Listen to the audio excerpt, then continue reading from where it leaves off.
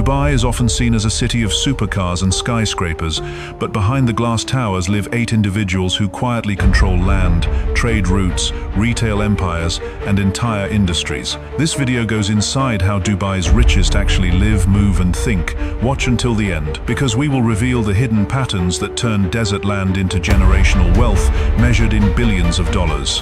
Sheikh Mohammed bin Rashid Al Maktoum, the architect behind Dubai. To understand the billionaire life in Dubai, everything begins with Sheikh Mohammed bin Rashid Al Maktoum, the man who transformed a regional trading port into one of the most influential cities on earth. His wealth is not defined by a single company or personal brand, but by control over systems that generate value at national scale: land ownership, state-backed enterprises, aviation, logistics, and global finance. Unlike traditional billionaires, Sheikh Mohammed's assets are deeply intertwined with the structure of Dubai itself. Vast land holdings across prime districts, strategic control over state-linked entities, and influence over infrastructure projects place his estimated wealth in the tens of billions of dollars. This is not liquid wealth sitting in stock portfolios, but long-term power embedded in physical territory and economic engines that operate continuously. A cornerstone of this system is aviation. Through Emirates Airline and Dubai's airport infrastructure, the city became a global transit hub connecting Europe, Asia, Africa, and the Americas. Aircraft fleets alone are valued in the hundreds of billions of dollars, and while not personal property, they function as tools of national leverage, tourism growth, and trade acceleration. Every passenger passing through Dubai strengthens the ecosystem that sustains its ruling. His lifestyle reflects this scale of control rather than excess for display. Royal residences span Dubai, the United Kingdom, and other strategic locations, each secured and designed for privacy rather than publicity. Transportation includes custom aircraft, armored vehicle fleets, and tightly managed logistics that prioritize discretion. The purpose is continuity, not spectacle. Power at this level avoids unnecessary exposure. What separates Sheikh Mohammed from conventional billionaires is the fusion of political authority and economic strategy. Major decisions about urban planning, free trade zones, real estate development, and foreign investment are aligned under a single vision. This alignment allowed Dubai to move faster than competitors, converting desert land into assets worth millions of dollars per acre, then scaling that value globally through branding, tourism, and finance. Dubai's billionaire class exists because of this framework. The rules, incentives, and speed were set from the top. Wealth did not emerge randomly, it was engineered. Skyscrapers, ports, and luxury districts are outcomes, not causes. Sheikh Mohammed's real fortune is not measured only in dollars, but in leverage. When governance and capital move in the same direction, cities become corporations, and rulers become architects of entire economic realities. Do you think Dubai's success comes more from visionary leadership or from concentrating political and economic power at the very top? Majid Al Futtaim, turning everyday spending into a billion-dollar engine. If Sheikh Mohammed designed the city, then Majid Al Futtaim mastered how people spend inside it. His fortune was not built on oil, finance, or speculation, but on something far more reliable: daily consumption. Groceries, shopping, entertainment, and leisure became the foundation of one of the most powerful private empires in the Middle East. Majid Al Futtaim created a retail ecosystem that quietly captures money from millions of people every single day. At the center of this system stands Mall of the Emirates, one of the most iconic shopping destinations in the world. Beyond luxury brands and global chains, the mall integrates entertainment, dining, and tourism, keeping visitors inside longer and increasing spending per visit. Land value, tenant rent, and consumer flow combine into a machine that never stops producing cash. The true strength of the empire lies in scale. Through exclusive rights to operate Carrefour across the Middle East, North Africa, and parts of Asia, Majid Al Futtaim positioned himself at the heart of essential spending. Supermarkets do not rely on trends or economic cycles in the same way luxury does. Food, household, and daily necessities create predictable revenue streams. This stability allowed the group to expand aggressively while managing risk. By the time of his passing, the Majid Al Futtaim Group controlled assets valued at over $15 billion, spanning shopping malls, hypermarkets, cinemas, hotels, and mixed-use developments. Unlike many billionaire portfolios, this wealth was deeply diversified within a single behavior: consumption. Whether oil prices prices rose or fell, people still shopped, ate, and sought entertainment. His personal lifestyle reflected the same logic. Private, disciplined, and rarely public-facing, Alf avoided the spotlight. Power came not from visibility, but from owning the spaces where life happens. Instead of chasing status symbols, he invested in infrastructure that monetized population growth, urbanization, and tourism at scale. What makes this model particularly powerful in Dubai is timing. As the city positioned itself as a global hub, foot traffic became a form of currency. Every expatriate family, tourist, and business traveler passed through retail environments designed by his group. Malls became more than shopping centers, they became economic gateways. Majid Al Futtaim proved that in Dubai you do not need to sell luxury to the rich to become a billionaire. You need to own the platforms where everyone spends, control the everyday, and the billions follow quietly. His legacy reveals a deeper truth about Dubai's wealth. The most durable fortunes are built not on spectacle, but on systems people rely on without thinking. Abdullah Alf, the billionaire who controls the roads. If some billionaires dominate skylines, Abdullah Alf dominates movement. His empire is built not on spectacle, but on control of how people travel, shop, and finance their daily lives. While his name rarely appears in headlines, his businesses quietly touch millions across the Middle East every single day. At the core of his wealth sits the Al Futtaim Group, one of the largest privately held conglomerates in the region. Its most powerful pillar is automotive distribution. Through exclusive rights to Toyota and Lexus in the United Arab Emirates, Abdullah Al Futtaim positioned himself at the center of personal mobility. Toyota vehicles alone account for a significant share of cars on UAE roads, creating a revenue stream driven by volume, reliability, and long-term customer loyalty rather than luxury margin. Automotive dominance does not end at sales. The group controls financing, insurance, servicing, spare parts, and resale channels. Each vehicle sold generates recurring income long after it leaves the showroom. This vertical integration transforms cars from one-time transactions into multi-year financial relationships. In a region where mobility is essential, control of this ecosystem becomes economic leverage. Beyond automobiles, Al Futtaim Group extends into retail, real estate, and financial services.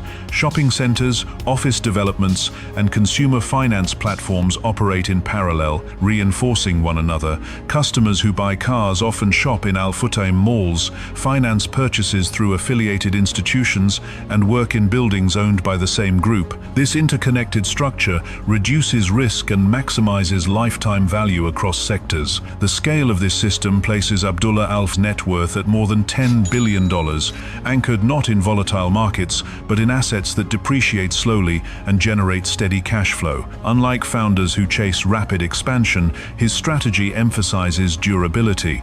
Businesses are designed to survive economic cycles, fuel price changes, and shifting consumer preference. His personal lifestyle mirrors this philosophy, intensely private, disciplined, and deliberately out of public view.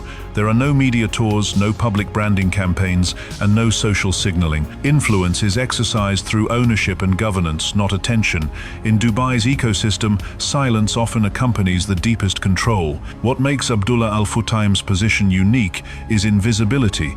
Most residents interact with his empire daily without realizing it. They drive his cars, shop in his centers, and rely on his services as part of normal life. This embedded presence creates power that does not need to announce itself. His story reveals a different path to billionaire status in Dubai. While some build icons, others build systems. When you control the infrastructure people depend on to move and function, wealth compounds quietly.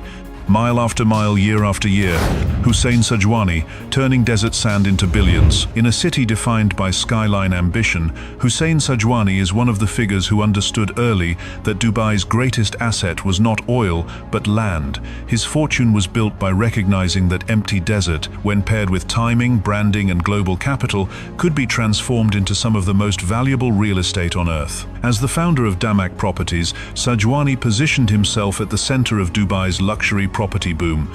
Damac became known for high-rise towers, branded residences, and large-scale developments aimed at international buyers rather than local demand. Apartments were marketed not as homes, but as investment vehicles, lifestyle statements, and entry points into Dubai's growth story. The numbers reveal the scale.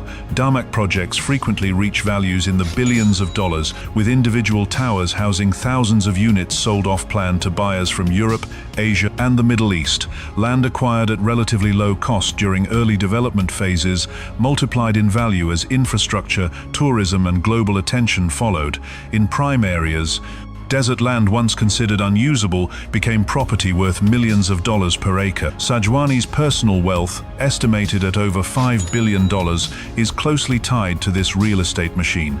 It includes residential and commercial properties, luxury villas, and a portfolio of lifestyle assets such as yachts and private aircraft.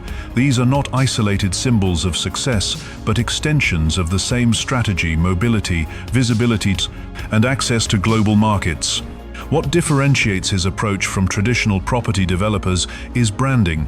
Damak partnered with global luxury names to attach identity and prestige to buildings, creating emotional value on top of square footage. This allowed premium pricing even during volatile market cycles. When prices softened, brand perception helped maintain demand from foreign buyers seeking status as much as return. Dubai's regulatory environment played a crucial role.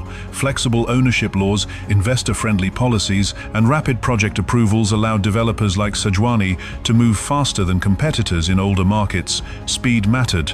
Projects launched quickly, capital rotated efficiently, and risk was distributed across thousands of buyers rather than held by a single balance sheet. Sajwani's lifestyle mirrors the product he sells: global, mobile, and unapologetically luxury-driven. Yet behind the yachts and towers lies a disciplined understanding of cycles. Real estate fortunes in Dubai rise and fall, but those who control land early and exit strategically capture the largest gains. Hussein Sajwani's story explains a core truth of Dubai's billionaire ecosystem. Wealth here is not discovered, it is engineered. When vision, land, and timing align, even sand becomes a billion-dollar asset. Sunny Vaki, the billionaire who monetized education. Among Dubai's wealthiest figures, Sunny Vaki stands apart.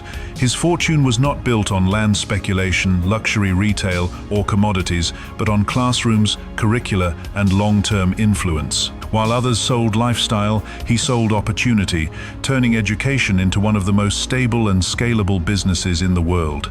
Sunny Vaki is the founder of GEMS Education, the largest private education group globally. From a single school opened in the late 1952 by his parents, GEMS expanded into a network of hundreds of international schools operating across the Middle East, Europe, Asia, and North America.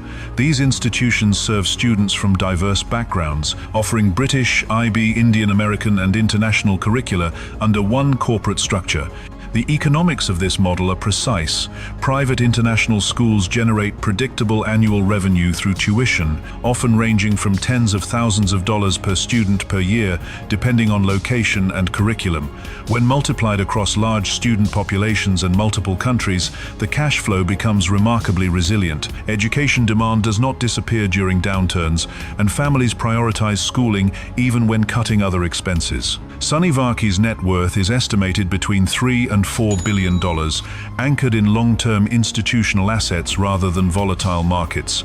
School campuses, intellectual property, brand trust, and accreditation networks form a portfolio that appreciates steadily over time. Unlike real estate or retail, education compounds quietly year after year through enrollment growth and demographic expansion. What makes his influence unique is its durability. Students educated within the GEMS system often go on to leadership roles in business, government, and academia. This creates a global alumni network that extends his reach far beyond balance sheets. Influence here is not transactional, it is generational. A school built today can shape decision-makers decades later. Vaki's personal lifestyle reflects this philosophy, deliberately understated, focused on mission rather than display.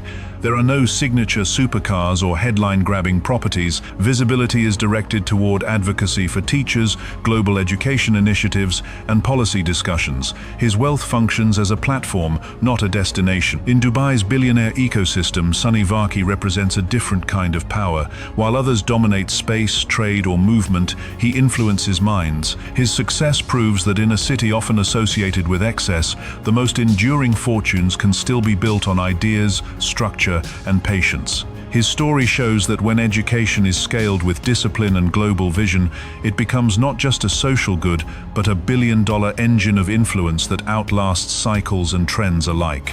Ravi Pillai, building for kings living beyond borders. Dubai's billionaire landscape is not limited to local dynasties. It also rewards outsiders who understand how to operate within its system. Few illustrate this better than Ravi Pillai, a construction magnate whose rise came not from speculation, but from executing some of the most demanding projects in the... Ravi Pillai is the founder of RP Group, a multinational firm specializing in large-scale, high-security developments. His portfolio includes royal palaces, five-star hotels, government complexes, and infrastructure projects commissioned by Middle Eastern elites. These are not visible to the power behind the scenes. Building for royalty requires trust, discretion, and the ability to deliver without error. The economics of this world operate differently. Contracts are often valued in the hundreds of millions of dollars, with margins earned through precision and reliability rather than volume. Long-term relationships matter more than branding. A single, successfully completed palace can unlock decades of future work across borders. Pillai's wealth, estimated at over $3 billion, reflects this compounding trust rather than rapid expansion. His personal assets mirror his global mobility: ownership of luxury residences across multiple countries, a private jet for intercontinental travel, and a large yacht used for both privacy and networking. Each asset serves a function: mobility, access, and insulation from jurisdictional risk. These are tools of continuity rather than indulgence. What makes Dubai central to his success is structure. Foreign entrepreneurs are allowed to own, operate, and repatriate wealth with fewer barriers than in many legacy markets. Regulatory speed, investor protection, and proximity to regional power centers create an environment where global builders can scale quickly. For someone like Ravi Pillai, Dubai is not just a base, it is a strategic platform. Unlike tech founders or media figures, his influence is invisible. Skylines rise, governments function, and hospitality operates without his name attached. Yet his companies remain embedded in the physical reality of the region. Concrete, steel, and stone outlast trends. Ravi Pillai's story reveals why Dubai attracts global billionaires. It rewards those who deliver quietly at scale. When trust replaces publicity and execution replaces hype, fortunes are built far from the spotlight. One project at a time. Miki Jagtiani, the immigrant who sold to everyone. Dubai's billionaire story would be incomplete without Miki Jagtiani, a man whose rise reflects the city's promise to outsiders.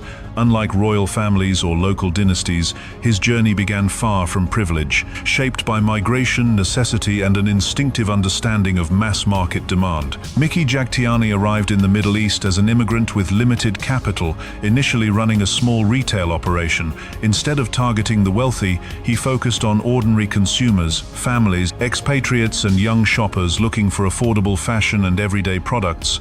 This decision defined the future of Landmark Group, which grew into one of the largest privately owned retail groups in the region. Landmark Group expanded aggressively across the Middle East, Africa, and parts of Asia, operating hundreds of stores under multiple brands. Fashion, home goods, electronics, and lifestyle products formed a diversified retail portfolio designed to capture volume rather than prestige. This model thrives on scale, efficient supply chains, and rapid inventory turnover. Small margins multiplied across millions of transactions created a steady and resilient revenue. The financial outcome speaks clearly. Miki Jagtiani's net worth exceeded $4 billion, built not on exclusivity but accessibility. His wealth rose alongside the region's population growth, urbanization, and rising consumer class. While luxury markets fluctuate with sentiment, affordable retail benefits from consistency. People continue to buy clothes, household items, and essentials regardless of economic cycles. His personal lifestyle remained notably restrained compared to the scale of his empire. Visibility was not central to his strategy. Stores, not personalities, carried the brand. This allowed the business to expand quietly while competitors chased attention. Leadership focused on logistics, pricing, and regional adaptation rather than public image. Miki Jagtiani's story captures the essence of the Dubai dream, a city where global migrants can build fortunes by understanding demand better than incumbents. He did not sell aspiration to the elite, he sold normal life to millions, and in doing so he turned everyday spending into a billion-dollar legacy. His success shows that in Dubai, opportunity is not reserved for those who arrive with power. It belongs to those who scale relentlessly and serve the widest audience. Yusuf A. Power built on everyday necessities. In a city known for luxury and spectacle, the influence of Yusuf comes from something far more basic: food. While other billionaires profit from aspiration and excess, his empire is built on necessity, the daily needs of millions of families who rarely think about who controls the supply behind their shopping cart. As chairman of Lulu Group International, Yusuf Ali oversees one of the largest hypermarket chains in the Middle East and beyond. Lulu hypermarkets operate across the Gulf, Asia, and Africa, serving millions of customers every day. Groceries, fresh produce, household essentials, and imported goods move through his stores at industrial scale. Margins may be thin, but volume is relentless. This is where the real power lies. Food demand does not pause for economic cycles, market crashes, or political shifts. People eat every day. By controlling distribution, logistics, and retail access, Lulu Group embedded itself into daily life. Warehouses, cold chains, supplier contracts, and cross-border sourcing networks form assets worth billions of dollars. Even if they rarely appear glamorous, Yusuf Ali's personal net worth is estimated at around $5 billion, anchored not in volatility but in repetition. Thousands of stores, millions of transactions, repeated endlessly. His wealth compounds quietly, protected by the fact that essentials are the last expense people cut. Influence here does not come from visibility, but from reliability. His lifestyle reflects that restraint: low profile, disciplined, and focused on operations rather than image. While others chase luxury branding, Yusuf Ali invests in infrastructure that ensures shelves stay full regardless of global disruption. During crises, this kind of control becomes even more valuable. Yusuf Ali MA represents the final lesson of Dubai's billionaire ecosystem. The strongest empires are not always built on desire, but on dependence. When you control what people need to survive, power follows without noise. Do you think the most powerful billionaires are those who sell luxury, or those who control the essentials everyone depends on every single day? The billionaire life of Dubai's richest reveals lessons that go far beyond luxury. First, wealth in Dubai is built on control of fundamentals: land, logistics, retail, and infrastructure, not speculation or short-term trends. Second, speed beats tradition. These fortunes were created by acting faster than regulation, competition, and global cycles. And third, visibility is optional. Many of Dubai's most powerful billionaires live quietly, letting assets work while attention stays elsewhere. What unites these individuals is not background or nationality, but structure. Dubai rewards those who understand leverage, scale, and timing. Skyscrapers, yachts, and private jets are not the source of power, they are the result of it. If you enjoyed this deep dive, like the video and subscribe to Billionaire Story for more untold stories of global wealth, power, and elite lifestyles. And stay with us because part 2 will go even deeper, exploring how Dubai's next generation of heirs and investors are preparing to dominate the future.